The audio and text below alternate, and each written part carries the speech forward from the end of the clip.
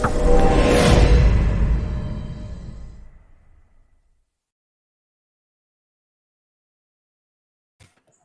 evening. You're watching the Cheese Room podcast. And who was running a book on how late we'd be tonight? Well, it was because Paul was getting coffee this morning. Not my fault. Let's just put it out there.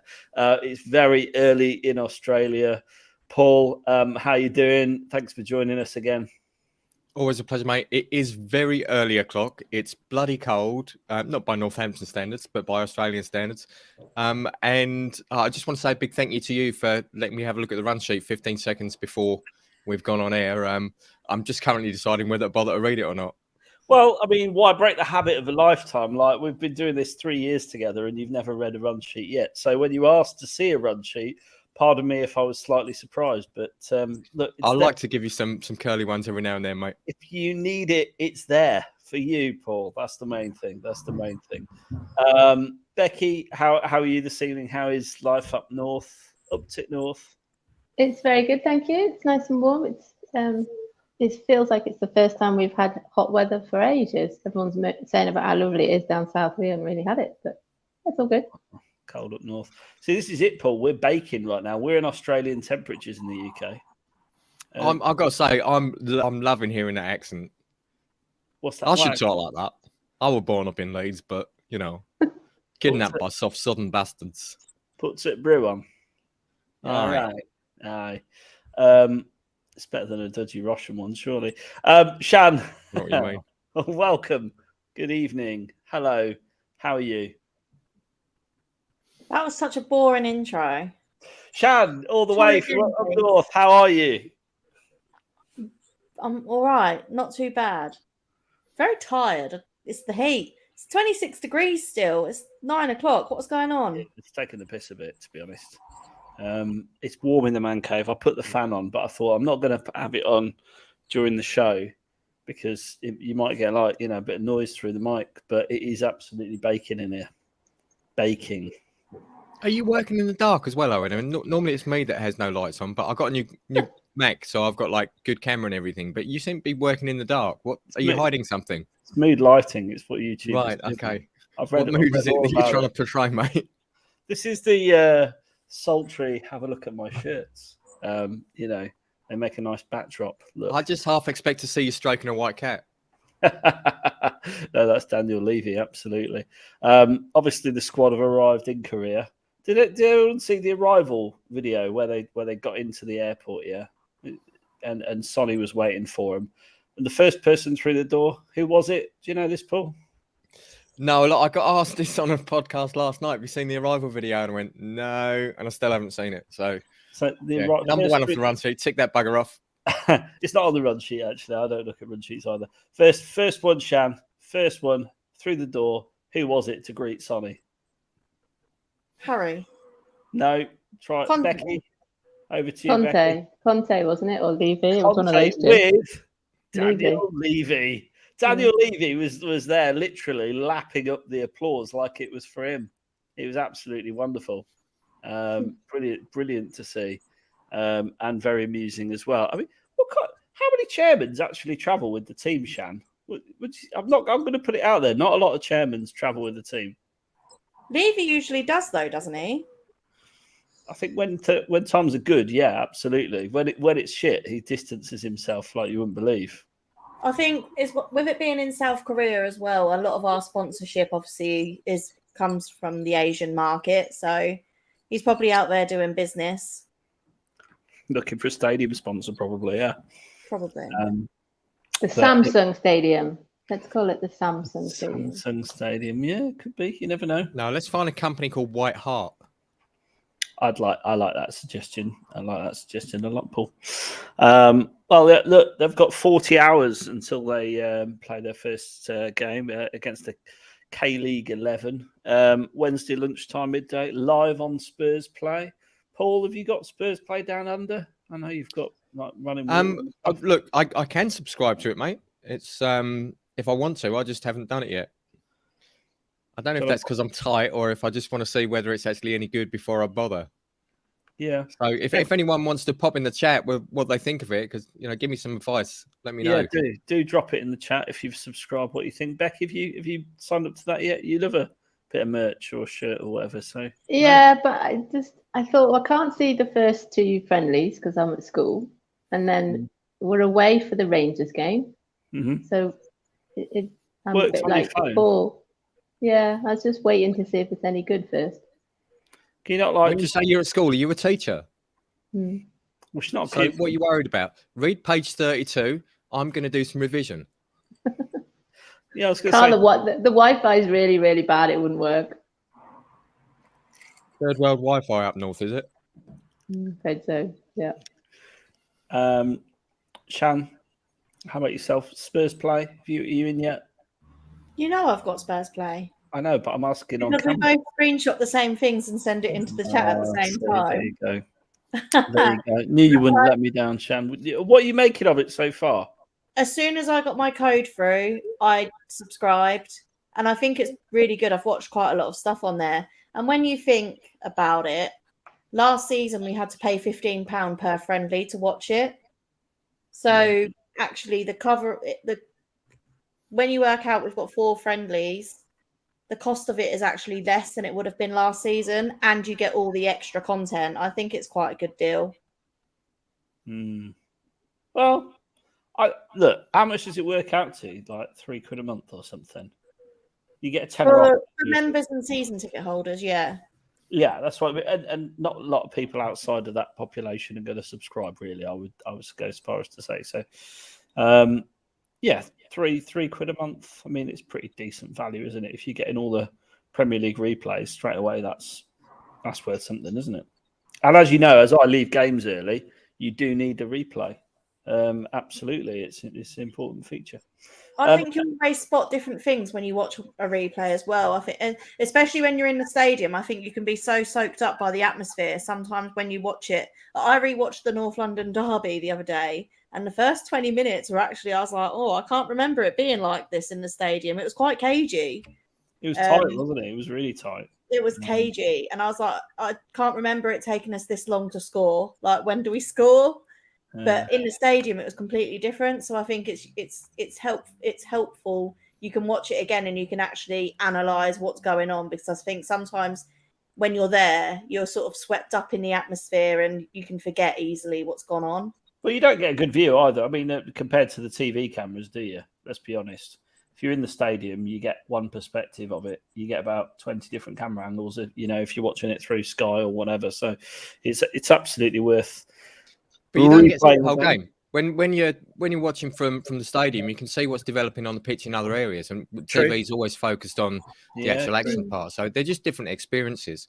I want to ask you something, Caller. You said about leaving games early. I mean, I just think that's horrendous if you actually do that.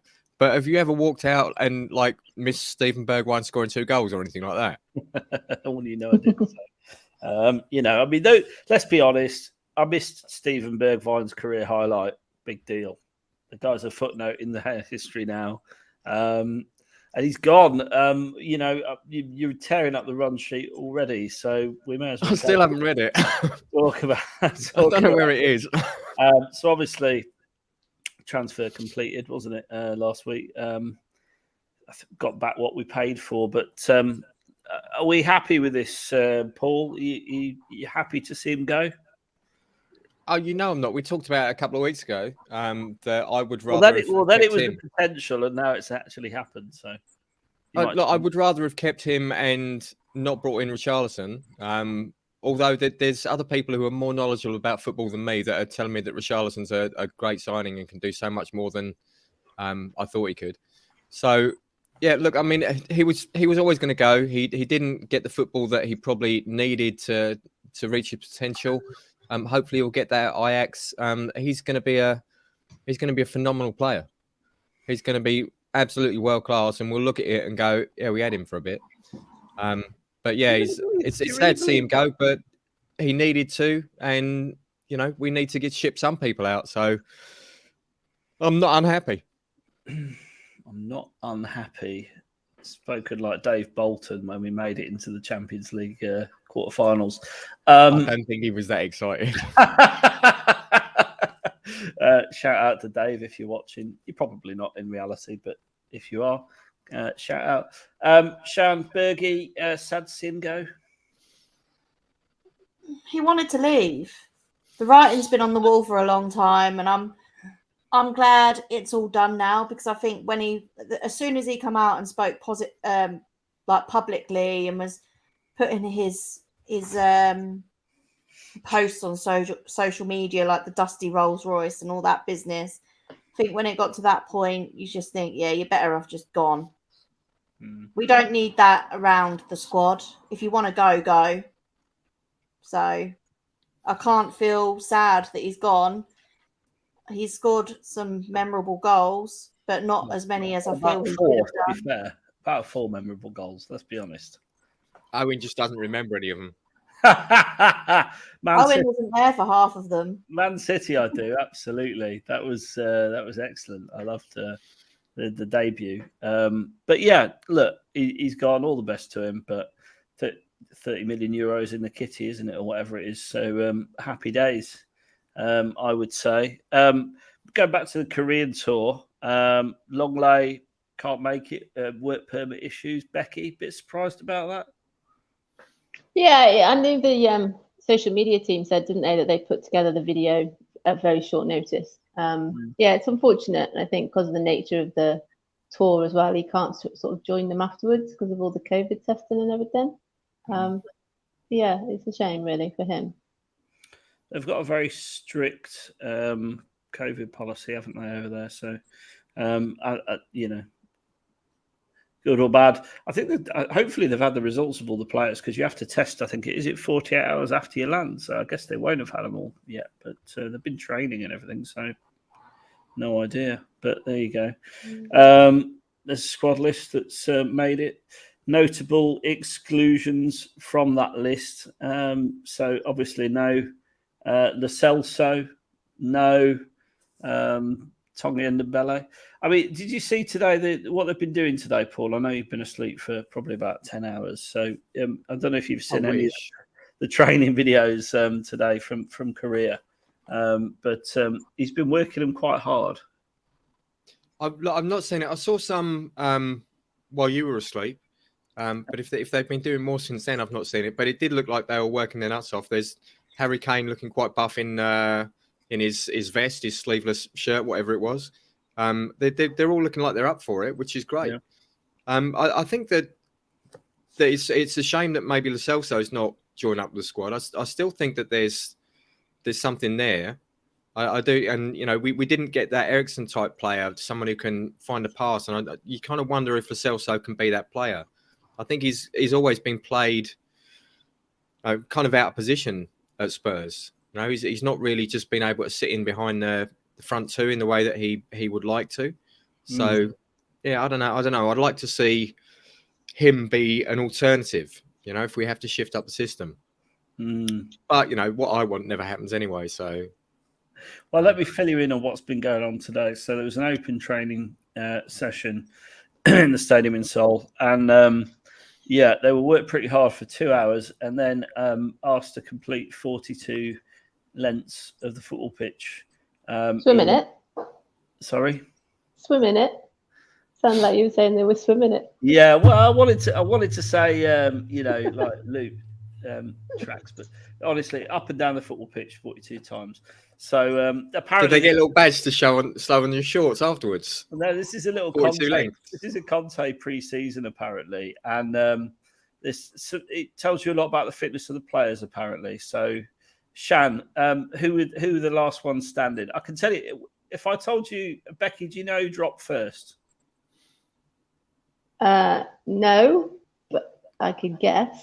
Go on, have a guess. And Dembele's not there, remember? No. It wasn't Sonny, was it? Sonny didn't give up first. He was one of the first, actually. Yeah, that's what I thought. He was second, Sonny second. Was. Really? Who went down first, do you reckon? Decky. Dyer. Decky, not Decky. Well, Decky didn't train because he had a calf issue, but... Right. Well, they went down first then, didn't he? So I'm right. I suppose, technically. Was it Doherty? No. Kane. Why was he completed? It was Oh, Kane. really? It was Kane. Kane was he was throwing up on the pitch. I reckon Dyer was one of the last ones standing because that man doesn't know how to give up. Dyer and Doherty both completed the whole thing. They But it completed was Davinson Sanchez, Yeah, Big Dav, Brian Hill, Brian and Hill, Parrott, and Troy Parrott. and Pepe were- Matar. That was the four Yeah, that were leading it by the end. they were out front. And when we say out front, you look at the pictures; they were like 50 meters in front. They were absolutely caning it. Yeah, there you go. Mark's got it. Brian Hill's another interesting one. Conte must see something in him to take him on the pre-season. Maybe he's the one that he's going. In certain situations, you can unlock the door. 100%, I agree with you. I mean, I've always been on the Hill bus, to be honest, and the bus got, sort of went off into a ditch last season, didn't it? And he went off on loan, and a lot of people have written the guy off, which I think is a shame because he's a very talented, very skillful player, and we paid a lot of money for him, didn't we? Let's not forget he cost 28 million and Eric Lamela. So And Eric Lamela's 50 million. Easy. So it's important that he does really get into that side, and he gives us another option, doesn't he, on the left? Yeah, I think it's an interesting one, but I think that you most likely see him sort of in the centre. Yeah. I think that's where he does some of his better work. I don't think he's an out-and-out winger. Well, he certainly HG will probably be sitting there typing, going, "You are wrong. He is this. He does this. He does that." But I think that he can play a more central role. I think it's interesting to see how he'll develop because he's still only about 20 years old, isn't he? 2021. So he's got a lot left in him. And Becky Hill, were you surprised to hear that he led training? He's the fittest. Him, Sarr, and Sanchez, the fittest three players in the squad. Now I wouldn't have thought that, I'm being really he's honest. probably more used to the heat. That's possibly one of the advantages after being in Spain. But I think one of the things he needs to improve is his physicality. Hugely needs to improve his physicality. So if he has been doing that, or that is something he's going to do, then that's going to work for him. I saw some of the videos of him on the aeroplane, and I just wanted to go and send him for a haircut. There's just so much kind of hair, and how he can train in that heat with all of that hair. He needs one of them Alice band things to flick it all back. But yeah, good for him. If he's gone there to do the best he can, and he's bossing training, then that's only going to be a good thing for him, isn't it? If he'd gone there and done really badly, then Conte would know, wouldn't he, more. So it's good for him. We've said this about a lot of players last season, being given an opportunity and taking it, and hopefully he's maybe one of those that's doing that this early on. Talking about taking opportunities, there's 106 people watching, only 20-something likes. Please do smash that like button if you're enjoying the show. Shan, and if you're not enjoying the show, hit it anyway. Thanks. Shan, Sanchez, Big Dav, surprised to see him up there? He's a favourite of yours, isn't he? I love Big Dev, probably for all the wrong reasons, but he's one of my favourites. Not when I see him on the pitch, on the team sheet instead of Romero, but 5 minutes before a North London derby. Not that much of a favourite, but I think he's just misunderstood, and I think he did well last season. So, not playing on the left of a free, he played well playing on the right of a free. I never want to see him in the left or in the centre ever again. But on the right, I think he did really well when Romero was out injured. So, yeah, I've always had the Davinson Sanchez love, and I knew he'd be up there. The guy's just he's barely played last season as well. He's obviously been looking after himself. I suppose the players that are really missing that you would expect there also Dane Scarlett and Alfie Devine, but they've just come back from the England under-19s in the European campaign. So, going back to your list, it's Rodon that I feel sorry for. Whether he wasn't taken because of illness, whether he failed a COVID test. You'd think he would have, had a good pre-season, and if he's going to move on, but now Conte isn't seeing him either way, is he? Because he's not there. No, and he's not had much luck through his entire career with Spurs anyway. To be fair, Paul, are you on the Rodon bus? Would you like to see him in a Spurs shirt this season? Yeah, I would, but I mean, who's he going to replace? So, and this is the issue that he's got. He's not going to get in ahead of Eric Dyer to play in the centre. He's not going to get hit in ahead of Romero. He's not going to get hit in. It's too early. My mouth's not working. He's not going to get in ahead of Super Dave Sanchez, and I don't see him getting in on the left-hand side either. So, where does he play? Is the big problem. I think that as we go into other competitions, that maybe that's when you start seeing players like Rodon. They have to impress in the League Cup or the FA Cup to be able to start cementing a place. But I think he's another one that, for the sake of his career, he probably needs to move on. And whilst I think he's a fine player, and I do have one foot on the road on bus, I think for him, he probably needs to move on. And I just want to come back to something as well. As you're all up north, can we please refer to it as Ontilbos when we're talking about Brian Hill? Thank you very much. Carry on. Well, I'm not north of the Watford Gap, so I'm not sure I am. Yeah, you're still up north. You know you are. Do you know what I have no idea what you're talking about because I'm not northern. Can you say that with a slightly more plummy voice, Shen? I saw a comment earlier asking if you're wearing a Spice Girls outfit, Shan. No, I'm not. Jerry Halliwell revisited. Yeah. It's not. Tell us what you red. want, Shen. Brown. What you really, really want. There you go. It's brown, not red. There you go. What she really, really wants is a trophy. Zig a zig. That would be lovely. Just stop all the really, really boring people on Twitter and Facebook that every single thing relating to Spurs says "war a trophy." Like, is you talk about your dad here? No, my dad don't really care. It's everyone else. Well, there you go. So that brings us to Ndombele, Lo Celso, Reguilon, and Winks, who were all excluded from the tour. Paul, what do you make of those four names? Career over with Spurs, you would imagine, all on the transfer list? Yeah, I mean, Ndombele is just, I don't think he can cut it in the Premier League. It's not just about Spurs. He's not a, I don't know, he just can't seem to play at that pace. It's never really worked for him. And when he went back to France, he seemed to have lost a huge amount of confidence as well. So, I think that he needs to find himself a move in a European league where he's going to get time on the ball and he's going to be able to show what he can do again, because he's still a fantastic player. He's just not cut out for the Premier League. Lo Celso, I've already talked about him. I think that he's got something. It's whether the system works for him. These systems, as we've seen with players like Eric Dyer, that if the system's right, he can look like a world beater. At the start of last season, I think that if anyone offered 50 pence for Eric Dyer, you would have all driven him yourself.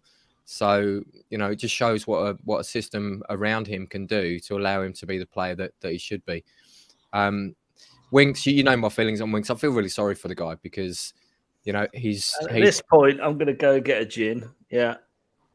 Yeah. Thank you very much.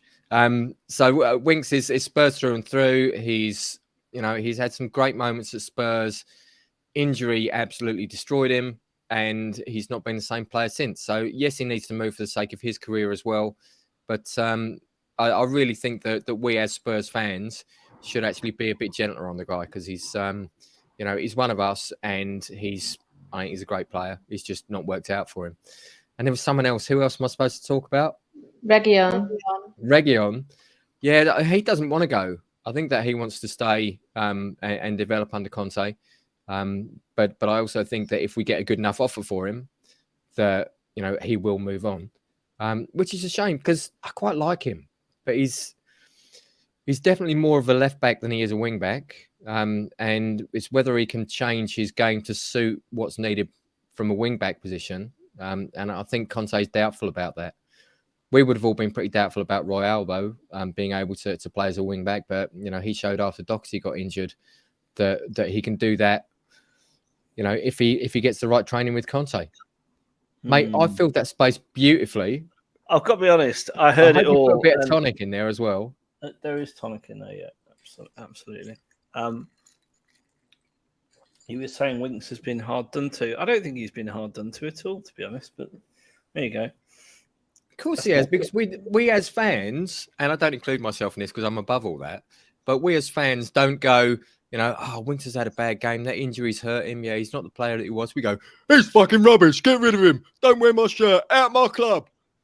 How is that not being hard done by?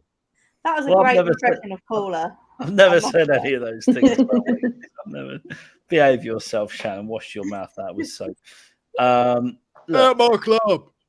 I've never said that because it's not my club. It's Daniel Levy's club, isn't it? Let's be honest. Oh, There We you don't go. say that about you when I've you've had a just bad offended podcast, half of Owen, do we? Twitter. But, hey, We don't say that about you when you've had a bad podcast. My cheese room. get out of my cheese room. Absolutely. Becky, anyone on that list who you're sad to see the back of? Well, Paul just said there, Reguilon, really. We've talked about this before. There's so many players that improved under Conte. With the right training. We just said then about Sanchez when he came in those last few games. Doherty, even when he was played out of position. Davis and all those blocks that he made. It's a shame for Reguilon because he just every time he seemed to have a game, it just didn't seem to go well. It's like we're saying about Bergwijn. He had like sliding doors moments, and he just seemed to spend a lot of the matches he played Reguilon on the floor, or kind of running almost in front of the ball when he was attacking, and it all just went a bit kind of sloppy compared to Doherty, who was a bit more solid and dependable, and Davis. And I like them. I like the guy. I remember at Villa, when he did that thing with Sonny and he bent down and he was copying Kulusevski's celebration, and that feels like the last thing I really remember of Reguilon. It's a bit like Bergwijn. I can't really remember a great deal that he's done. No. Certainly. Sorry, the own goal at home. Yeah, Villa. Yeah. Was probably the most memorable thing. But on the last game of the season, after the players did the walk round thing, he waved. He kind of blew kisses and waved. So and he was wearing like weird like denim jacket thing. And I know he was injured, but I just thought he's gone. I think you could get the sense that he was leaving. It's a shame, but he's not like, Paul was just saying then about Rodon. I know we want squad rotation and we don't want one player each match. There will be lots of players, and I just don't see how Reguilon is. We have got better players, and I think we will sign better players. So unfortunately, while we can still get a fee for him, it seems sensible to move him on, even if it is a loan first. It's a really strange one. He's not. I don't know whether he's done something to piss Conte off. I mean, he's got into good positions when he's been playing wing back, and ended up. He scored a couple of goals. He missed a couple of good chances, but I suppose that's the thing. Perisic probably wouldn't miss those chances that he missed last season, and that's the level we're talking about. We're talking about elite level upgrades, aren't we? It makes a big difference. Shan, Reggie, he's always been very popular at the club. I feel really sad. I think out of all of them, he's the one I feel the most sorry for. But I just don't think this style of play suits him. Like you say, he's always got into good positions, but he doesn't know what to do when he gets there. Like he'll always play the wrong pass or shoot when he's not supposed to shoot, or he'll shoot when he should have passed it somewhere else. His decision making is not very good. Worse than Lucas Moura's, I think. He's saying a lot, to be fair, isn't it? Big call. His decision making, I think, is worse than Lucas Moura's. So, yeah, I think it's sad. I'll put you up on that. That's harsh. No one's decision making is as bad as Lucas Moura, is it? Well, Reguilon's is, yeah. In my opinion, not that it counts for a lot, but no, I think he's just another one of these players, isn't he? Like Galini last season, he's sort of there for the vibes, and we haven't got room for passengers anymore. I think even though he's clearly talent and he's a very good player. Yeah. But if we want to be challenging for the title, very good doesn't cut it. Can I sort of bring in something that's been in the chat, because I don't know how to drag it across, so someone cleverer than me can do that. So Mark has said a couple of things. Firstly, he said feeling sorry for someone who earns £1,000 a week. No, and the other one said if we want to win something, we got rid of sentimentality. I don't think that any of us are sitting here going, he's a Spurs boy, so we should play him every week. And this is a difference, is being able to recognise that just because someone has gone off the pace, isn't in form, has lost the ability that they had, or hasn't reached the ceiling that they should have reached, it doesn't mean that we're sentimental and want to put our arm around and put them in the team. It just means that we recognise that actually this person has given something to the club, and it's all right to feel sorry for them moving on because they prefer not to. You know, it's not about us sitting here all rosy-eyed and going, oh, we want to have 11 Spurs fans out there, you know, but it's okay to have both. It's okay to go, you know, he's a nice guy. I quite like him, feel sorry for him, but, you know, he's not cutting it. So I think that's something as fans that we've got to get our heads around. That just because someone's having a bad game or isn't reaching their ceiling, it doesn't suddenly turn them into, you know, some sort of demon that we need to get out of their club. Because it's not cool. That's the difference between the Trees Room and some other channels, though, isn't it, Paul? Because we have rational, I don't watch him, mate. Debate, and other people go on rants and, you know, these shit or whatever else. I think also because we've not usually. By the way, Harry Winks is not good enough. Because we've also not really had a transfer policy where people have actually been moved on and we've had people coming in and people going out. As Spurs fans, we've got used to looking at the positives in players because we're like, we might be stuck with this person for 3 seasons, so we may as well see the best in them because nobody else is coming in. This season, if they aren't right for Spurs, there's a chance they will be replaced by somebody else, an improvement. But in the past, we've never had that. We've always tried to say, yeah, they had a bad game, but actually, they might be playing for the next. Have we, 8 really? I mean, I'd spend very little time on social media around Spurs games because it just does my head in. And the negativity that comes out when someone's had a bad game is horrendous. Yeah, and I think that is that stuff out of our game. Yeah, that is like that shit. Usually by the weekend, and then usually, people who aren't just on Twitter just for the clicks do sort of then have a bit of a kind of think about it and think, actually, yeah, it's like I said, it's not something we're used to having to do, to think, actually, it's time for this person to move on. We've talked before, it's time for Winks to move on. We've talked before that it's possibly time for Royal to move on, and there are players, we're just not used to that. We're used to thinking, well, we'll vent, but at the end of the day, we're stuck with them. And there's players that have been on 5, 6, 7 year contracts that that when we use Bale's money, do you remember that photo of them all standing lined up using Bale's money and all those players that we still had? It's only really it's only really this season that those players aren't really there anymore, quite rightly, but we're just not used to it. It's a very strange feeling. So before Dele moved to Everton, I don't know if you listened to the Extra Inch, but Nathan from the Extra Inch did a piece on Dele, did a video on, why his last performances were actually quite good, and what Dele, is as a player and not what we're expecting. And he had to literally shut down his Twitter account because of the abuse that he got over saying that actually Dele wasn't as bad as you think he is. And this is the stuff that as fans, I think that we need to get out of what we do, because otherwise we're just going to turn into that mob from down the road. And that would be a horrendous place to be. Yeah, I think we give players a lot more benefit of doubt than we have. There are those people who are, like I said, they're just overly negative because they want clicks and they want reactions. Yeah, people who are kind of level-headed, are, like I said, most people that have left Spurs tend to say they have left reasonably good terms. They still feel quite a kind of warmth towards Spurs. So there must be things going on around the club, despite, maybe Levy and things like that they do have this kind of affinity with Spurs. And I think as Spurs fans, we're like that, and we do want to see the good in people. So like you said before about Winks, I don't think Winks should still be with us, but I would never sort of wish any kind of hate on him. No. It's just some people do that because they want a reaction, don't they? And that's how. And it's not the right. I think as a club, we're not like that. We're a kinder club than that, and I think as fans, we have a better ethos than that. And that's not sentimental. That's being a decent human being. Yeah, all right, politics done with. What are we talking about now, Owen? Well, look, whatever you like, Paul. It's not often we get you on the bus, so to speak. So whatever you want. So we talked about Ndombele, we talked about Lo Celso, Reguilon and Winks. So is there any way back for any of them, Shan, or is that it? Do you think gone? No, I think if they're not on the pre-season tour, they're gone. Everyone agree with that? I mean, look, the only one I think is. Sorry, Shan, you talk. I've talked a lot. You have. I've been sitting patiently. I mean, Tanguy and Ndombele rolled up to Hotspur Way on the first day of pre-season and failed a fitness test. Says the room. Allegedly, but we all know it's probably true. So yeah, he's a waste of space and just needs to fuck off. But the my club. Stop it.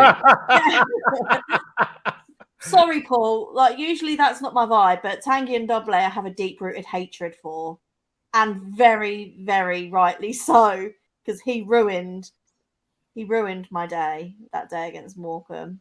Like, I've never ever seen someone disrespect the club that we love as much as he did that day. So yeah, deep-rooted hatred, and he needs to fuck off. Not get out of my club. Fuck off out of my club. Like Peggy Mitchell and It's not your club, Chan. Just for the record. Fuck off out of Daniel Levy's club, then. Sorry, Dave. Yeah, no. Reguilon, I think we've got Sessegnon and Perisic. He's not gonna. If Sessegnon was starting ahead of him, and now we've got Perisic, then he's not going to get any game time, is he? Giovanni Lo Celso. When Sessegnon was starting at the end of last season, hadn't Reguilon sort of had COVID and struggled to recover from it? But he was. I don't think it was all on form or ability. He was already starting before his injury. He had already overtaken him in Conte's thoughts. Sessegnon was the first choice before he got injured and had COVID, etc. So I think it was obvious at the end of last season that Reguilon weren't in his plans. I think that Sessegnon's a far better wing back. So, you know, that if you're looking at purely positional, then absolutely he should be pecking order ahead of him. But I still think that Reguilon is a decent player, and it's all about whether he can adapt to the system or not. I think he is a decent player. I just don't think. I think Perisic has been signed as his replacement, and I think we can get money for him. And I think that money could be used elsewhere. So I don't think you're going to get many better left wing backs than Perisic, to be honest. And Sessegnon's got a lot of potential. So therefore, why do you really need? And you know, Ben Davies could cover there at a pinch. So why do you really need Reguilon in that case? Well, just move him on. You've upgraded the position. Move him on. But I suppose that the question is how fit can Sessegnon stay? Because he's had horrendous injury problems through his whole career. It's true. It's not just a single season. So if he breaks down in pre-season, who else have we got to play that second wing back position? Perisic will play nearly every game, in my opinion. The guy's super fit. Super fit. I don't think you can expect anyone to play that many games. I think he'll play a lot. I think you'd be surprised. Kane and Son have done it for the last 2 years. So they can do it. They can play a lot of games. Sessegnon will be the rotation. I mean, look, yes, he's had a lot of injury problems, but that doesn't mean he's going to get injured next season, does it? No, it's true, but it doesn't mean he's not. Oh, you could say that about any player, though. I think, but the thing with Sessegnon, I think his injuries are becoming less and less. He's not out for as long as he was previously. I think he's working on it, and he's working on his fitness, and this pre-season with Conte will help him. And I don't think they'll push Sessegnon beyond his limits. They'll push him to the limit, but they're not going to push him beyond it because they know they're going to want to look after that hamstring of his. So I think we'll see a different Sessegnon this season. I'm looking forward to seeing what he can do. But Giovanni Lo Celso, I think he's a good player, but he's just not suited to the Premier League or what Spurs want to do. And he's the worst corner taker I think I've ever seen. That's a fair point as well. Paul Doherty can play on the left and has done for us last season. So there is an option there. Is Lo Celso really a worse corner taker than Eriksen, Shane? Huh? Was Lo Celso really a worse corner taker than Eriksen? Yes. Really? I'm sure I saw him beat the first man at least once. He really wasn't. He's a much better corner taker than Eriksen. But yeah. And Lo Celso, I feel sorry for because I think he's a good player. It just hasn't worked out for him. He's had injuries at the wrong time. I think he's pissed off a few people, to be honest. And I think that's why he's on his way out. But he's again, we can potentially get money for him, and that makes a big that's important because you can recycle that money straight back into the team. Hopefully. Talking of money we've recouped, have we talked about Jack Clark? No, I've got him to come to, but I want to touch on this first while it's fresh. So, but keep Jack Clark in your head, Becky. This was interesting. So a lot of people, there was a rumor going around. Doherty was on his way out. I've been told he could have a transfer. Now I've always said I like Doherty, and I think he'll be first choice right wing back as we currently stand going into the season, which a lot of people will shoot me for, and that's fine. You're entitled to your opinion. You're wrong, but you're entitled to your opinion. But this is interesting. Doherty and Emerson went to Korea. So it doesn't look like we're moving either of them out. Now, Doherty can cover on the left as well, as we said, Paul. But Shan, I'll come to you, then I'll come to Becky, then I'll come to Paul. I want your opinion on this.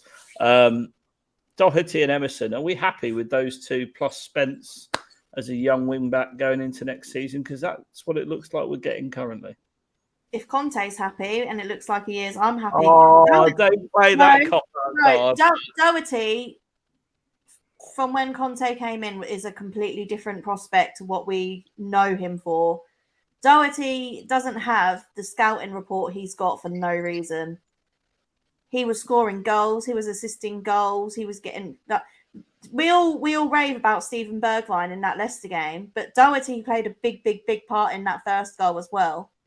And I think before he was injured, I genuinely thought, I was gutted when Matty Cash took him out, because I genuinely thought that was our hopes of top four over when Doherty got injured. That's how much he improved last season. And credit to Emerson, he came in and filled the gap really well. So no, I'm not upset, and I think Emerson has all the credentials, and with the coaching that Conte can give him, and now Gianni Vo as well, who I reckon we'll talk about, coming in, can work on his crossing, can work on how he attacks set pieces, and I think Emerson could be a very different prospect. And I'd really miss his compilations if he went. That's a big part of my weekly routine. What do we make of his goatee though, Becky? He's got a little goatee going on. I think Forster was a bit harsh when he gave him a -2 for it, because, you know, in pictures 2 weeks ago, Kane was playing golf. Kane had no beard whatsoever, and Kane's got his beard back, and now they're giving Doherty grief because he's managed to grow some kind of little goatee. I agree with everything that Shan said there. I thought that our season was over when he got injured at Villa, and in fact, they got injured playing at Villa out of position as well, which is such a shame. Yeah. But he's in a lot of the social media footage. You know, if him and Emerson were being moved on, it would seem an unwise thing to constantly have them in videos, constantly have them in the kind of the feel good stuff that Spurs are putting out there. You know, when Emerson was doing the pigeon walk up to Richarlison and all that sort of stuff. Why would they be doing that if they're going to move them on, or they're, you know? So I think they are in Conte's plans, and some Spurs fans are going to have to get used to that, I think. Well, Paul, I've saved the best to last. There's a pronunciation there, Doherty. What are you saying? What? How do I pronounce it? I've got Irish friends. I'm not even going to try. Are you happy going into the season with Doherty? Well, I think that just sounds like really wrong. Oh, my cat's just come to start the quicker off. Oh, that's a nice cat. Doherty. So for me, when we first signed Doherty, we signed him as a wing back. Tried to play him as a right back. Tried to play him in some weird lopsided system that didn't work for anyone, let alone him. And then we all went, "He's really shit. Get rid of him at my club." And then all of a sudden, we get someone who comes in, plays him as a wing back in the position that he's quite good at, and we go, "Oh, he's a world beater. We love him." You know, it's a little bit like getting your bricklayer around and saying, "Can you build me a timber frame?" You know, it's still building, but it's not going to work. Right. So once we actually got him laying bricks, totally different kettle of fish. Emerson Royale, on the other hand, he was a right back and was playing as a right back. And we go, "No, actually, he looks all right." And then we tried to play him as a wing back and went, "Oh, shit, it's horrible." But Conte, you know, bless him, has taught him how to handle wood as well as bricks. So, you know, I think that Emerson Royale has improved massively as a wing back under Conte.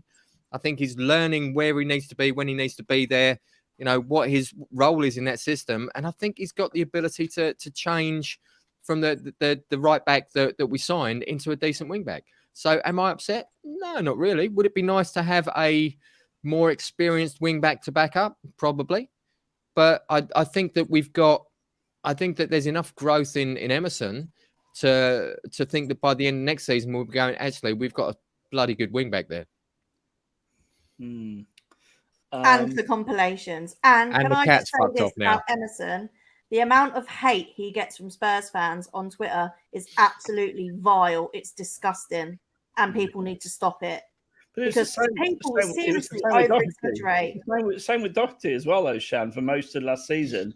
It plays to Paul's point. People are absolute knobs on social media. They never say that to anyone's face, you know. But with Kane last year, remember with Kane last year, there was a lot of hate towards him as well.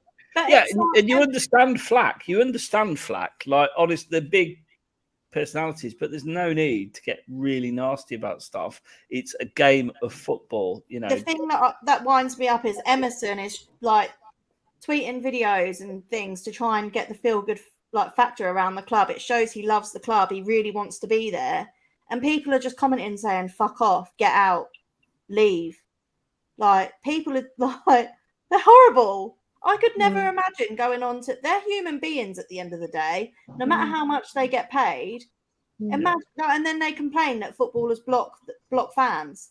Well, I'm not surprised if you've got people that go on to their Twitter and just give them abuse every single week. The bloke ain't even done nothing wrong. It was a post about him.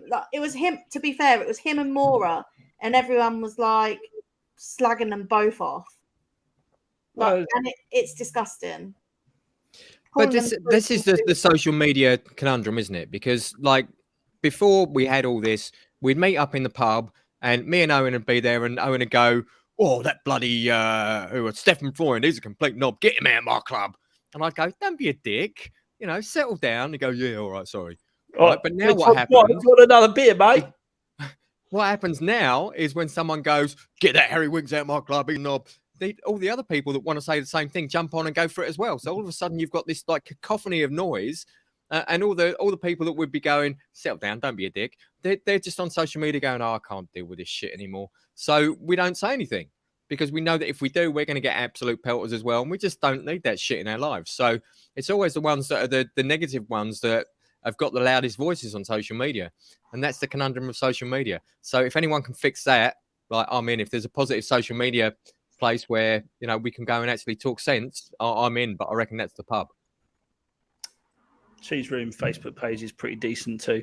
There's only 64 likes, 220 people watching right now, so please do smash the like button. Costs you nothing, takes a second, means the world to us, so please do hit that like button.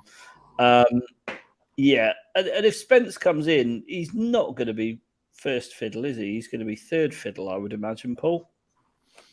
It's interesting because, you know, I thought that he would be coming in as basically an understudy on the right-hand side. But as I say, people who know far more about football than me think that he'll probably come in and play. I think he'll probably come in and play ahead of Doherty and Emerson, which I would find really surprising. But, you know, apparently he is that good. I didn't really see him play last season. I've seen a couple of highlights, you know, and he does look like a very decent player.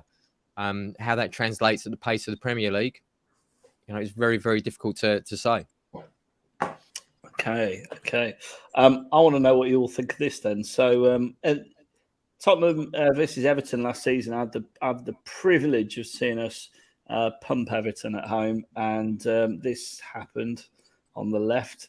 Well, it was a reunion. Felt slightly different at Hotspur Way this week when Richarlison met Romero. How nice is that to see, Becky? Everyone's all friends. Yeah, and you could tell that they knew, you know, there were lots of people watching, and Dyers in the background almost like going woo woo woo, and you know, Emerson and then Richarlison then posted something on his Instagram afterwards, I think, which was like a compilation of times that him and Romero have clashed, and then he put underneath it all friends now or something like that, and you know. But John was saying last night that Richarlison's resting bitch face is the cat being caught out by so many people taking photographs or making gifs out of him, because there was one of him standing behind Romero and he just looked like he was going to nut him one from behind. So yeah, it's lovely to see, and it's great that, you know, this is where the social media side of it works really well. It's obvious that the team behind it have seen what, you know, people have been saying, what's going to happen when they first. So they've been putting content out there for us, and it is really good. The feel factor around Spurs is really, really good. You know, I got up yesterday morning, saw that video of Sonny standing in the airport, and it just made my Sunday. And I know a lot of people said exactly the same thing. You know, and whether it was staged and all of that, it's just really lovely. You know, we've had years and years and years of just constant sort of negativity, and nothing ever happens, and we never do anything, and it's just really lovely. And it's nice that you know, they're listening to those sort of things, and that video was really lovely, and they're very similar kind of temperaments, aren't they? So I hope it is genuine, and I hope they do really kind of flourish in each other's company. Both masters of shithousery. That's what you're trying to say there, Becky. But Fraser Forster, look at him, the unit looking on there in the background, doing a bouncer job, like watching for any trouble. Shan, he's ready. It was Doherty that made me laugh in that video. He sort of like glimpsed and then realised what was going on, and he turned back round and then he went, and it just made me die. Like Doherty's facial expressions are hilarious anyway. Yeah. But that one was the one in the background that made it for me. Like, it was just so funny. But yeah, I just hope they're always put on the same team in training, because if they're playing against each other, it's a method for disaster. I noticed today they were put on the same team, so hopefully that always happens, because you can just imagine like Romero going 2-footed through him in training and him being out for like getting injured or something, and that's not what we need. We need the pigeon fit and firing. There is the pigeon. I mean, he's been banned for the first game, Paul, for throwing that flare into the crowd. Hopefully, we won't see that side of him at Spurs. But I think he was just messing. He was celebrating, wasn't he? But I think so on the like hug at training and that. I mean, the headline here is competitive players are competitive when they're playing football. Shock horror. They're probably not competing in the cafe, so it's probably all right. And what do we want our players to be that competitive on the field? I think we do. We want Romero to go straight through the person that's trying to get past him and then get up and go, you need to get up from that, you lightweight. That's what we want from him. And we want Richarlison, as our player now, to try and wind Romero up by rolling around on the floor. That's what we want. So, the real headline is football players do their job. Does anyone know the answer to this? Where did the pigeon thing come from? I think I was reading that from Kerry. Hi, Kerry. I think it's Richarlison. I think he refers to himself, because in his tweet he puts pigeons as pictures, and I can't remember what it is in Portuguese. He does look like a pigeon. Someone will know in the chat. I'm sure he's put the word for pigeon in Portuguese on his Instagrams as well, so he doesn't see it as offensive. No, I don't think it's offensive. His celebration is kind of like this, isn't it? In a kind of like that motion. So it's all kind of part of. I just want to know why he's called the flying rat. In effect, it would be good to know. Here's a question for you: would you take the sale of Reggie and Raw for 40 million with Spence and Kevin? Oh, Kevin Walker-Peters. Kyle, do you mean? No, I mean Kevin. He does mean Kevin. I do mean Kevin. Brought in with the money. Yeah. What do you think of that then, Shan? I think you'd get more than 40 million for Reggie and Royal in the first place. That's 60 million pounds worth of players. That we but all right. Forget the cash. Would you take the swapping players? No. For starters, Spence and Kyle Walker-Peters are both right-sided, and you'd be selling a left back, one of the left-sided players, for one of them. And we've already got surplus on the right-hand side anyway. We're not going to sign Spence and Kyle Walker-Peters on both of them on the right-hand side. It'll be one or the other. I mean, 30 million buyback clause is allegedly what's been agreed. Is Kyle Walker-Peters worth 30 million? No, absolutely not. Kevin is not worth 30 million. 100% not. I can't honestly believe people are on Twitter right now. They're the same people, by the way, that say Emerson's shit and Doherty's shit and all the rest of it. So then say, probably said that he was shit when he was playing for Spurs the first time too. Yeah, those experts are also now saying, "Oh yeah, get Kyle Walker-Peters back for 30 million." I mean, get Kevin into my club. Get Kevin into my club, Paul. Come on, what do you think? Look, I think that Kyle Walker-Peters is a good Premier League player. I don't think that he's at the standard that he needs to be for us. Whether that's because the training that he's had since he's gone to Southampton has not allowed him to get to his ceiling. Because as a youth player and coming through, I mean, he was one of the best in the league there. I mean, he was a phenomenal player, and he's just not developed enough. I don't know whether that's the change of club that's done it to him. Maybe he's still got a higher ceiling, but for now, he's not up to the quality that we need. What are you laughing for? What am I missing? I was laughing at this because old Davo would just not miss an opportunity to get one over on Levy. Childish, but that's my sense of humour. I should be laughing at this as well because I'm not quite sure that's true either, Becky. No, and I think Kyle Walker-Peters has improved a lot since he's left Spurs, but he's gone to a different kind of club and a different, sort of their approach to matches and things like that. So, we've had players before that have gone almost sideways or gone to worse clubs in the Premier League and have done better because the pressure's off and it's a different scenario. So then it's like, I think we're learning. We're not having Bale back. We're not having Eriksen back. This whole kind of, let's just regurgitate players that may fit the system and bring them back is not going to happen. So there's no point talking about it really, because I don't think that's how Conte and Paratici operate. So even if he was, the right person for the club, I don't think that's how they operate now. I think this is it for me. No. Spence isn't a first teamer, and Kevin Kyle Walker-Peters isn't what we should be looking at. I'd rather spend that money on Dumfries. I've said this like a long time on this show. If we're going to get a right back in to replace Doherty, Emerson, it needs to be an elite level right wing back. We're just aiming too low. Kyle Walker-Peters, just know you're a spot on, Paul. He's like Harry Winks level. We need to be aiming higher. Shan. Yeah, I agree. I've just said that. They're not better than what we've got. Except Jed Spence, I'd bring in before Kyle Walker-Peters because he's got. I think he's got a higher ceiling to play in the style of football that we play. I don't think Kyle Walker-Peters is that guy. Sorry. There you go. Winks for Kyle Walker-Peters. Anyone tempted? I don't know. Can Kevin play in the midfield? Very possibly, yeah. Well, can Winks? I'm not even going to go there. Although I was just thinking this show's far too agreeable at the moment. Well, we need to get someone who's a bit more controversial in.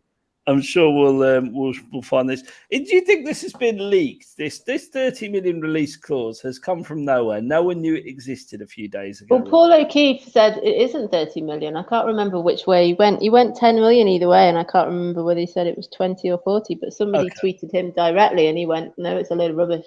Either, and Paul O'Keefe's generally quite reliable. Either way, right? Do you think that's been leaked by the club to try and drive through the Spence negotiation? Because we heard nothing of it before, right? Becky? 100%. Absolutely. Yeah. Although I just don't really see any other reason why. It's just to kind of move things along. But like a lot of people have said, Paratici's in Korea. Interestingly, the first photograph we see of him in Korea was with his phone in his hand. But I don't think he's going to be doing lots of deals. There are staff left behind that would do medicals and things if necessary. I just think things will be quiet until they're back in England. So people are just trying to find things to talk about, aren't they? Because they don't. They probably think got there like aren't a Tinder for players, so he's sitting there swiping left and right players all day long. I don't know which way I'm supposed to swipe, so I'm old. If someone wants to tell me, yeah, and me, I don't know either. But yeah, I think it'll be quiet until they're back in the country. So people are just suggesting people, aren't they, to fill airspace. Yeah, absolutely. What else do we need then from this window? Becky, I'm going to come to you first. A creative midfielder. We do need a right wing back, but if Spence is going to be that person or somebody else, but yeah, a creative midfielder. We've talked last week, didn't we, about Tielemans. It's that idea, is that still an option? The Eriksen thing went quiet and then that kind of has gone, but we don't hear much from the club. People that sort of say things from the club are still saying they're looking for a left centre back, looking for a right wing back, and then possibly a creative midfielder. But then other people say actually no, we might need another defender, right wing back, or we might see how things go in the pre-season. And yeah, I keep reading every day that there's still things going on and Spurs are still looking at players, but we just don't seem to hear about midfielders. We've got great midfielders now. We've got Bentancur, we've got Perisic who can play in different positions. Basuma. But for me, it's still that person that can get the teams at low block. That we struggle to break down. I think we need a player of that position. Shan, do you agree? Thing is, I think you say this, but the Basuma deal was really quiet until it happened. It was like we hadn't heard of it, and then straight away he'd done his medical and he'd signed. So we're doing our business quietly. I'm all for it. We don't need to know what's going on. We just need to know when they're holding the shirt. So yeah. I mean, I don't see a CAM as such as essential because it's just not how Conte really plays. But it's a nice to have. So I think that would be the type of signing we made at the end of the window once we've got all of our business that we really need. Like we need another centre back, we need a right wing back. So once those two are done, then I think we can start looking at nice to haves later on in the window. Who are we replacing at centre back? So your first 11, who are we replacing? Well, it's Davis, isn't it? Well, is that not what Longlay's for, though? It's a rotation for Davis. I think Eric Dyer needs competition. It will be that leader in the centre of defence because you've got Sanchez and Romero on the right, which I think is more than good enough. You've got Davies and Longley on the left, which again is good enough. But then who's going to come in for Dyer? Is it going to be Rodon? Is it going to be Japhet Tanganga? They're not good enough, I don't think.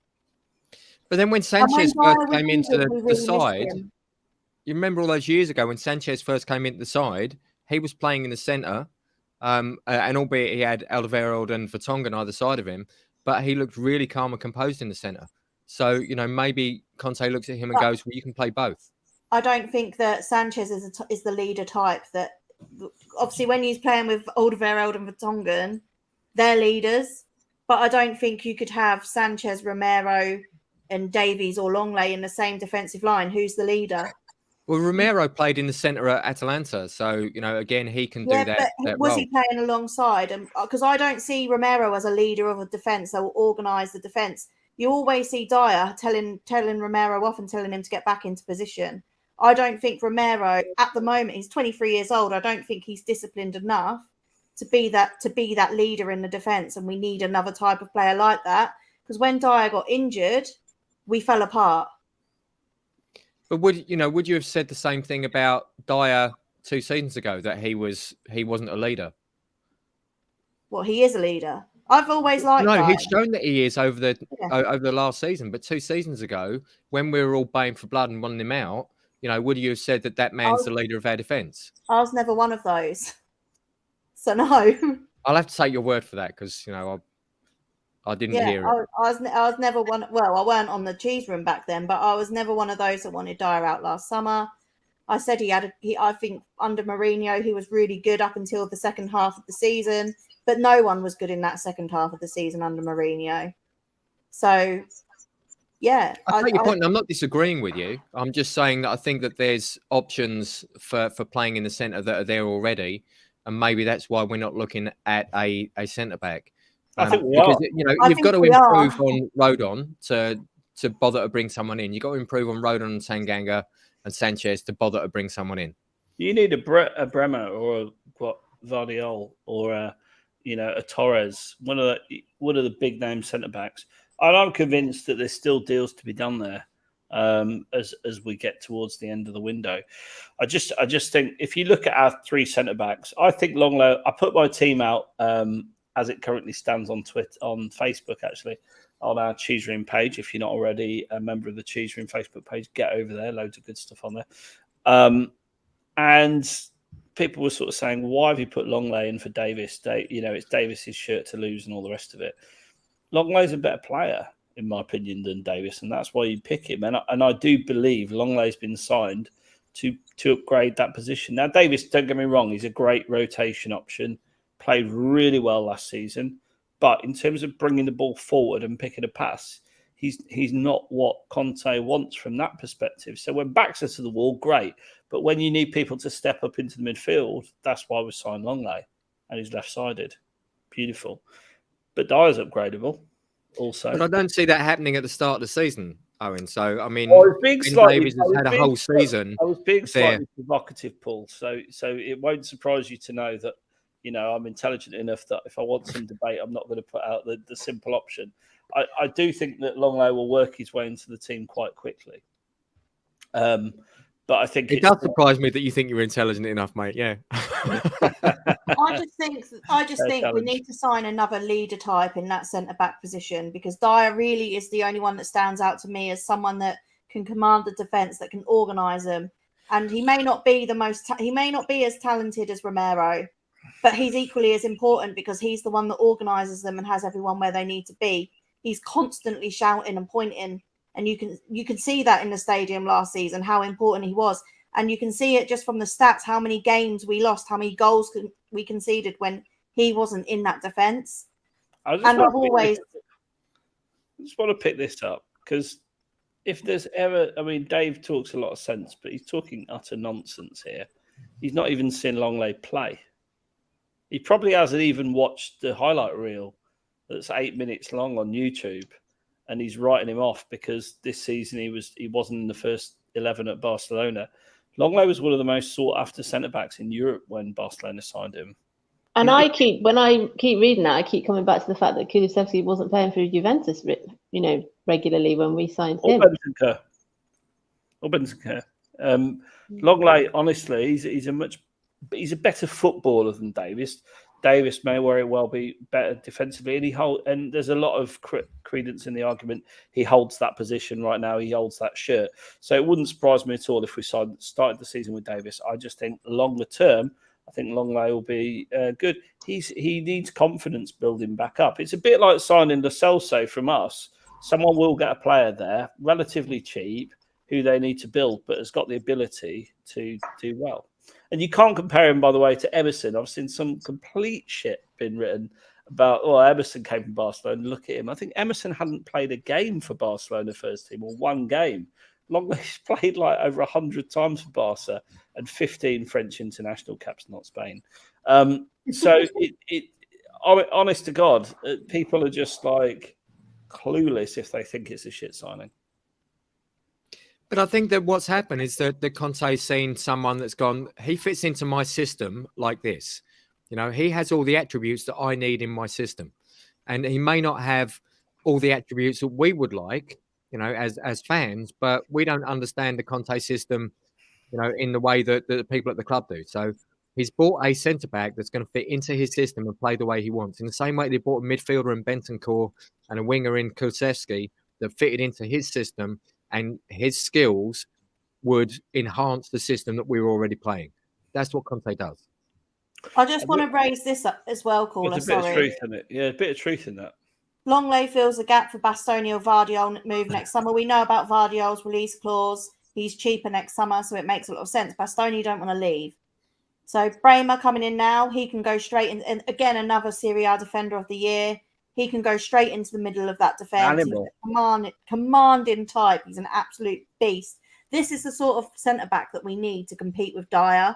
I'm not saying we need to drop Dyer, but we need to have someone else that when Dyer gets injured, because he gets injured most seasons, again, he's another player, although he's very fit, he always has one injury where he's out for a few weeks, and then we can completely capitalise last season when that happened. We need someone there that's ready to step up or even push him to start. We're going to be playing a hell of a lot of games next season.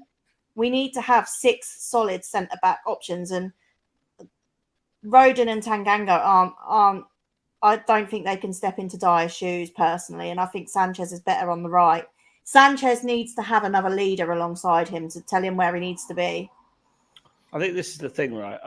And I'm not picking on you, Super Tottenham, at all. This is a general view I see on Twitter. Don't know much about Longley. I've never seen him play, but he's not a wow signing for me. No, because he didn't cost 50, 60, 70, 80 million. He's not a wow signing. But nor was Kulusevski, was he, Becky? Nor was, as you rightly pointed out, nor was Bentancur. And yet he's the reason we're playing on Wednesdays this season. That you got to trust the recruitment team. I think the very least he's going to do is provided some balanced competition, because Ben Davies was our only left-footed centre back. We've got to be realistic about it. So if the very least he does is provide cover, then it's a good acquisition, isn't it? Yeah, and Is I there think any argument for looking at the youth team players that are coming through, the under-23? So like someone like Charlie Sayers, where does he fit into the picture of things, particularly if we bring in another centre back? Is that, you think Sayers should go out on loan, do you? I think a lot of our under-23 should go out on loan. We do see him as he's in the squad in Korea, so we're going to get to see him in the friendlies and see where Conte sees him fitting in. But surely part of what we want to do is to develop those players so that we don't end up with players who don't reach their ceiling. But would you say that someone coming straight up from the under-23s without any proper competitive football experience is ready for a title challenge under Conte? Not necessarily, but I do think that there's opportunities in other competitions for him to get embedded into the squad. And Sayers is one that's, really has a massive ceiling. He should be not just a good Premier League player, but a top Premier League player. But I think then you do an Oliver Skip, send him out to a top Championship club next season, let him get that experience, play it week in, week out, and then let him come back and prove that he is that player. I think this is a point. He's 18 years old. Yeah. And John's right. He is young, but the old argument is if you're good enough, you're old enough. So if we don't get that extra centre back, so if we don't get the options that Conte wants, does he keep him around to play him in the Carling Cup and the early rounds of the FA Cup and things like that, and embed him that way? I just think I'm not saying it's the right thing to do. I just think that it's an interesting thing to look at. Do we have people within that under-23s who it could work for? Didn't work for Scarlett last year. The poor kid came on and got bullied every time he played. So he does need to go and get a more physical season under his belt. And hopefully it's worked for Parrott. I'd like to see Parrott around the team more. So I think that we've got options coming through our ranks that can bolster our squad. And whilst they're not going to be first team regulars or anything, I do think that we've got some that should be coming through this season. And we said as well with the 5 subs thing, I think they will get, those sort of fringe players, there'll be games when, I don't know, we're 3-0 up with 60 minutes gone and they might get more game time, mightn't they? Well, you never know. What do we think of Parrott, by the way? What part's Parrott going to play this season? Because, leading the fitness charge out in Korea, no doubt one of the fittest players at the club. Massive potential and was really good on loan at MK Dons last season. His attitude seems to be absolutely in the right place now. What would you do with him, Shan? I think Parrott is a really tough one. I think he needs to step up because MK Dons were in League One. So I think he needs a step up. He needs a top Championship loan, or he needs to go to a Forest. That sort of team, maybe even Brentford, that sort of team, to get a top experience in a better league, better quality. Can he do it there? And then Harry Kane was 21, 22 before he got anywhere near the first team. Yeah.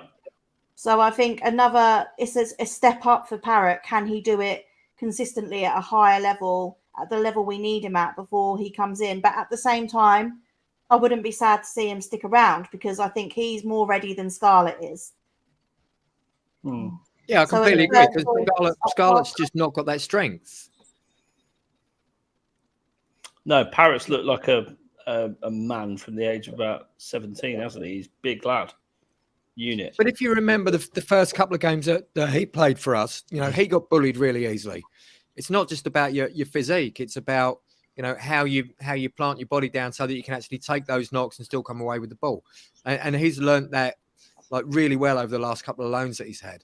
So I'd really like to see him getting on the fringes of the first team. And I think that he's got the ability to play on the right, and he's probably going to make better decisions than certain other players that we have playing on the right, who tend to fill in. So I think it's a really interesting one, and it would be good to see, how he looks pre-season and whether or not we actually. I think somebody said that we've had an offer from Sunderland to send him out on loan, and we've turned it down. So, whether we actually are looking at him sitting around the fringes of the team for this season, I think it'd be a really good thing for him. It'd certainly be interesting to see what happens. Yeah, I mean, here's the question for you: Will Spurs win a trophy under Conte? I hope so. Okay, with Shan first, we'll pass it around the room. Let's be positive. Reasons why we will. So we've got Conte. We're building a really, really good squad. We've got probably one of the best coaching teams in the business. We've just signed a world-class set-piece coach in Gianni Vo, who has been given the props for Italy winning the Euros a year ago today against England. And I just think there's a good vibe around the place. I've got a fly that keeps flying around. There's definitely not a good vibe around your place. No, I just think there's a good vibe around the place. Like, in the grand scheme of things, it's mostly positive. First full season with Antonio Conte, full pre-season, and I just think we started the season so strong. What was it? We conceded 6 goals in our last 11 or 12 games, and we won the majority of them. I think we only lost 1 game. It's just insane. And if we can carry that on into next season, I mean, from Conte coming in, we had some really, really bad moments, like Burnley away, Middlesbrough away. And we were still 3rd in the table from when Conte joined in points gained. So better than Chelsea. So if we can carry that on, then I think we're in a really, really, really good position to try and I'm not going to say challenge them all the way, but if we can challenge them as much as we possibly can and surprise a few people in the league, that's really positive. I've seen a few people say, oh, well, drop out of the Champions League and win the Europa League. No, absolutely not. I'd rather us battle and get to a Champions League semi-final than drop out embarrassingly and 3rd in the group and go into the Europa League. I'd rather us get through the group, get far in the Champions League, because then it shows up like we're building something. Obviously, I'd love to see us win it. Can we get 1 step further than we did in 2019? Fingers crossed. But I just think the FA Cup for me, I think it's really possible that we could win the FA Cup this season. Conte's won it before. He knows how to win it. You never know. You never know. I just really, really hope that we do. But I think if we win anything, it'll be the FA Cup. We're so happy at the moment, Spurs fans. It's a strange feeling, right, Paul? You must not had this much optimism since Pete Poch, no? Oh, mate, I don't know how to feel. It feels almost dirty. But I think when we talk about winning something, we've got to remember that there are 6 potential top-tier trophies that can be won by English sides. So it's only 6 sides that can win something, right, out of all of them. So you've got to be at the absolute top to win anything. And we all know that Man City and Liverpool are that step ahead of everyone else in the Premier League. So it's a difficult job. It's a really difficult job to win anything, even the Carling Littlewoods Rumbelows, whatever the hell cup it is now.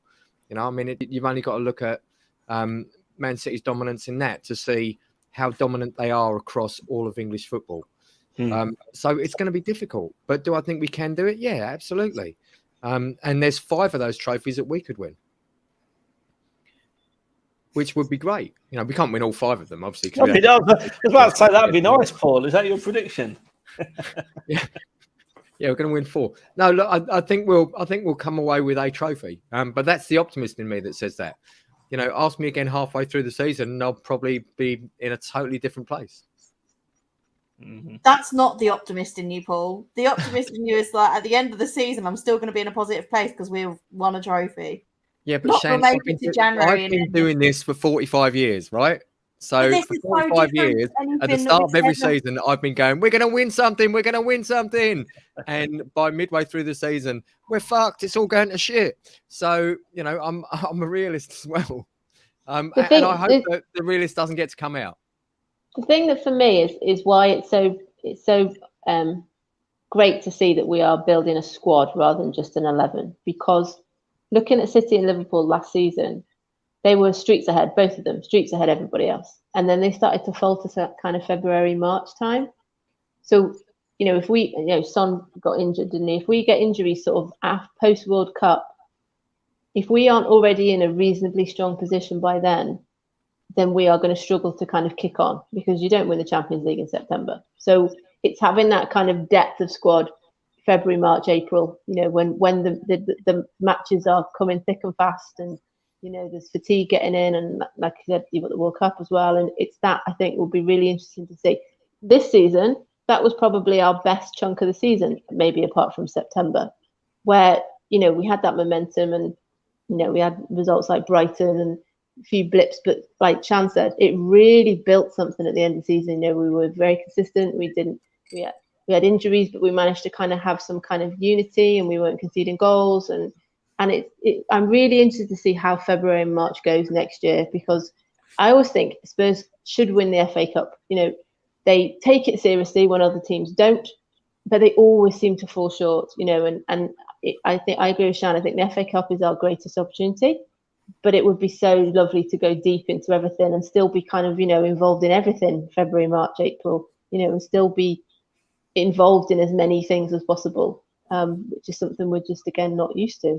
I think that the World Cup's going to really throw some spanners in the works. I think that, if you look at when we come back from the international breaks, there's always a team that we're absolutely flying that all of a sudden completely fall off the planet because they've lost their momentum. And the World Cup's going to do that to almost everyone. So it's going to be really, really interesting to see how things develop off the back of the World Cup. And I think that you'll see some surprises this season, simply because of that, because the momentum gets lost halfway through the season, and then you've got to start building it up again. So it's going to be almost like having two short seasons. There's so much at stake with the World Cup. We've got so many international players. Every first team 11 in the Premier League will have internationals, but I think we're just 11 internationals that are probably at that World Cup. I haven't done the math, so that's not confirmed, but it won't be far off. I think at least 8 of our first team players will be in the World Cup, and Liverpool, Arsenal, United, etc. will all be the same. It's going to be who copes best with the injuries, isn't it? Because there's going to be a load of injuries, Becky. Yeah, this is what I mean. When teams kind of, as Paul says, sort of lose momentum. I remember Leicester kind of faltered, didn't they, towards the end of last season? There will be, and we haven't talked about United and the kind of horror show that they've got going on, but there will be a team that surprises us, and there will be a team that doesn't do as well, and then there will be teams that have got squad depth. We said before about the 5 subs and how that kind of all comes together, and it's going to be really interesting. We haven't mentioned Newcastle and teams like this. It's not going to be as straightforward as Spurs are going to be. With Liverpool and City and Chelsea, and that's it. It's going to be more complicated than that. Which is why having the squad depth is hopefully going to take us further than it normally does. Yeah, absolutely. Well, one person who's not going to be there, that is Jack Clark, isn't it? Is Franco okay? That is Jack Clark. I've got to confirm that is Jack Clark, because I've barely seen him in. Forgotten what he looks like. Yeah, I forgot what he looks like. Jack Clark gone. Yeah. I think we recouped 7 million for him, So I think we paid 10 million. Like loads of people will say, what waste of money, our transfer policy shit, yada yada yada yada yada. But Paul, 7 million I think we got back for Jack Clark. We'll have had loan fees from his various loans as well. So we've probably made 10 million back, paid 10 million for him. These are the bits of business you have to do, isn't it? Take a punt on the young players if it doesn't work out, recoup a bit of cash. Yeah, and I think that if you look around at any of the the top clubs, there'll be players that they've done exactly the same thing with. They've gone out and bought this player, thought he was going to be absolute mustard, and turns out he wasn't. Move him on. I mean, that's just the game, and we shouldn't expect every young player that comes in through our doors to be the next Glenn Hoddle. Be nice if we had one or two that did, though. Well, yeah, they tend to come from our academy, mate, when we get the one or two that do. You know, like the twin Harrys. Shan? I mean, Delhi came good, didn't he, for a while? 5 mil. I think that's about what we've got back from so far. Yeah. Well, if we We've got a lot of good memories, though. That's what we have got a lot of good Delhi memories, and I'll always love him. But yeah, he needed to move on. But Jack Clark was just the most pointless signing I think we've ever made. It was worth the risk, I guess, if we have recouped that money. Well, we'll have recouped. I mean, John's saying 7 million include a lot of add-ons. Doubt we'll get that much. All right, 5 million quid maybe it's cost us over 3 or 4 years. I'm sure. But I don't think we know the exact structure of the deal that brought him to us either. So, no, exactly. We haven't lost a lot, I suppose, is all I'm saying.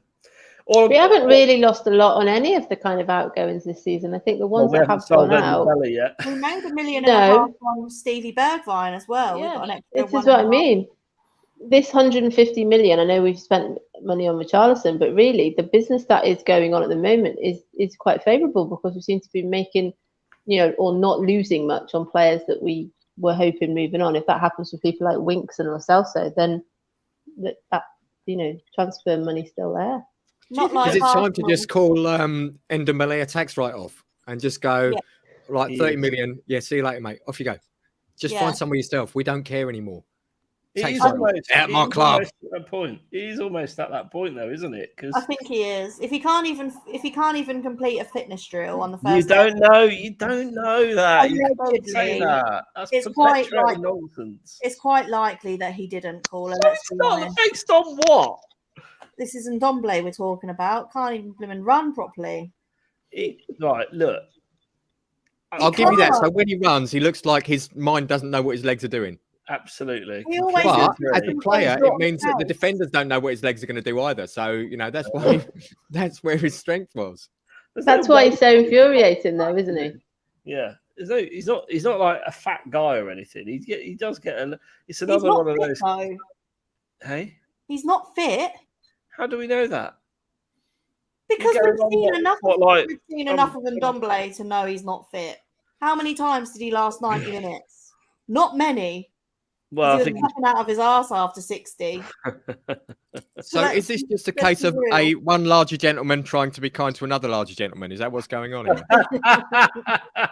I'm trying to find something. No, Paula, you were there that day. Yeah, me too. # me too, Chan. Seriously, no. I can't remember who we were talking about now. Well, look, Jack Clark. Yeah. There we go. The reality is, I think it is a tax write-off, to be honest, Paul. I don't know. We're not going to recoup much for that, are we? No. So tax write-off. Levy loves a tax write-off. He'll be happy. Everyone's happy when Ndombele leaves, I think. I just think our transfer business, I don't know if any of you guys have seen Le Twat, the Arsenal page, and all of his nonsense he spouts on Twitter about Spurs. And he was basically saying how our transfer business is shit.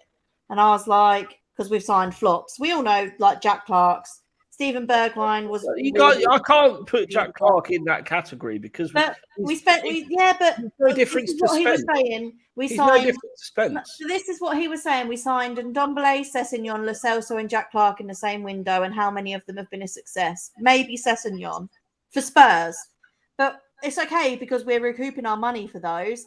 What he's failing to understand is how many of their biggest signings have seen out their contract and then left for free. How they gave away their best striker to Barcelona for nothing.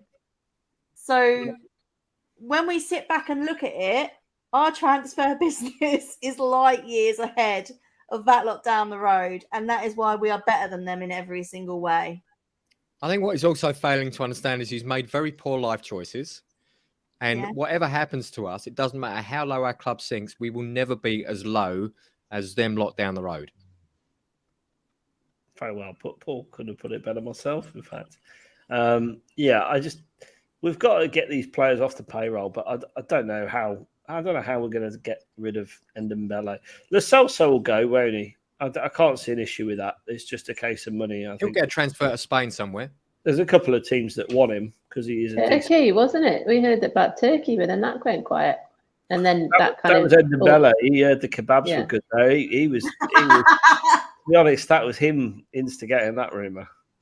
No, but seriously, Levy just puts Ndembele on the tax return, and then when the Inland Revenue comes around and goes, "What's this 30 million write-off?" and he'll just like show some footage from the FA Cup, and they'll go, "Yeah, fair enough." Yeah, this was Morecambe, mate. This was Morecambe. Yeah. And there's Caller and Chan looking absolutely outraged.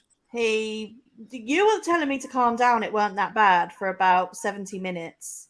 And then I lost it. He was like, calm down, it's not that bad. At half time, I was raging. Calm down, it's not that bad. Rest in bitch face, seriously, for the majority of it. Then he did that. And I was like, did we win though? Wow. We did in the end, but only because it wasn't that bad. had to bring on Kane, Son, Lucas to beat fucking Morecambe. It's embarrassing. We shouldn't have needed Winks to do with that. a beautiful curler into the top corner that day as well. Winks scored a free kick. Like we should not have needed to bring those guys on just to beat Morecambe. Like the players we had on the pitch were more than good enough, or should have been more than good enough to do that. And I think that's what sealed Dele, Lo Celso, and Ndombele's fate in January. That game. No, I agree with you. I do. And Rodon a bit, because Rodon played as well, didn't he? And I think same for him. Oh, I had double telly that day because Shrewsbury were playing Liverpool on one screen and Spurs were playing Morecambe on the other screen. I was like between screens. There you go. Look, anything you want to say before we wrap up, Paul? I don't know how many other people in Australia got up early for this, but Hotspur's membership's just open, so get on the website and join. What I want to do is really piss off my membership secretary by trying to get as many people on in 1 week. Can you join if you're like external to the Australia? No. No, you have to be in Australia. Yeah, and that's part of the rules of Tottenham because we're an official supporters club, so you've got to be within the territory to be able to join because we get like ticketing benefits and things like that. Potential punter there. Right, join on osspurs.com. I'll look out for your name. There you go. We have got a lot of people who watch from Australia, so you're in the right place. Shan and the Fly. Have you seen that Man vs. Bee on Netflix? That's what it's reminded me of tonight. No, I haven't, but it's really annoying. It's one of them like little. I think it's like a fruit fly or something. But they don't land, do they? They don't land, so you can't swap them. Yeah, it's really annoying. But yeah, similar to Paul, East Midlands Spurs memberships open for the coming season, and we finally. I'm technically in the East Midlands. You can join. Yeah, you can join if you want. I'll put you in touch. It's only a Northern East Midlands, obviously. If I'm being really honest, if it means I get to hang out on you on match days, I'm out. No chance. Becky, you hung out with us in the Arsenal game. You hung out with the East Midlands Spurs lot. We were a good bunch. True story. Becky, thanks very much for joining. All right, thanks for having me. I've got 1 more week, I think, and then I'm on holiday for a little bit. Very good. Well, that sounds good. I'm sadly not going on holiday. I'm not going anywhere because I've got a broken foot, but that's another story altogether. Is it broken? It is broken. Apparently, because you said it wasn't broken. The doctor told me it wasn't broken. Then it was still hurting, so I went for a scan, and it is broken. The fourth metatarsal. It looked broken. So did you do that playing football a couple of weeks ago, Owen? Playing football, yeah. Because we were talking about playing football last time I was on. Yeah. I got absolutely smashed in my tibia, and I thought that was broken. So it's just been really badly bruised. But I was on crutches for a few days with that. All the best players have metatarsal injuries. I know. Look, when you've got the level of skill that we've got, mate, you get targeted, don't you? This is it exactly. They took me. I was actually on my own nowhere near the ball, but never mind that. It sounded good. Until next time, come on, you Spurs! Go you Spurs! Come on, you Spurs! Come on, you Spurs! Monday 9:00. Spurs. Oh, and we're back Wednesday. Who's hosting Wednesday? Yeah. Wednesday 9:00. We'll be reviewing the first pre-season friendly against Team K-League and talking all sorts of nonsense again. Highly likely. Tune in Wednesday nights. You won't find any one down the road in North London on a Wednesday night. Anyway, see you later. Come with you, Spurs.